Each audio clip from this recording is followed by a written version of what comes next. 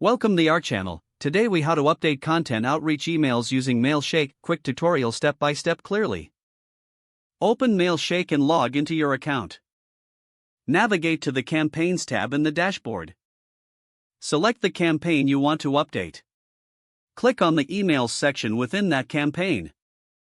Review the existing outreach emails displayed. To edit an email, click on the pencil icon next to the email subject line. Make the necessary updates to the email content. Ensure your messaging aligns with your current outreach goals. Check for any personalization tags that need to be updated. After making changes, click on the Save button at the bottom of the editor. If you have multiple emails in the campaign, repeat this process for each one. Once all emails are updated, review the entire campaign for continuity. Use the preview feature to see how your emails will look to recipients. Consider sending a test email to yourself for a final check. When satisfied with the updates, return to the campaign overview. Finalize the campaign settings, if necessary, before sending.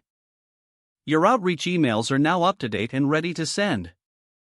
If the page does not load, refresh the browser or try again in a private or incognito window. Make sure you are using the correct email address, then retype it carefully to avoid small typos. If your password is not accepted, use the reset option and create a new strong password you can remember. Check your spam folder for verification or security emails, then complete any requested confirmation steps. Enable two-factor authentication if available to improve account security and reduce unauthorized access risk. After signing in, review your profile details so your contact information and settings are accurate and current.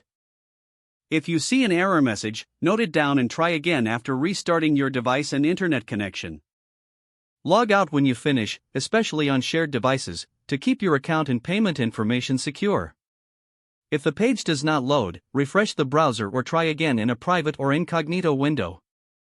Make sure you are using the correct email address, then retype it carefully to avoid small typos.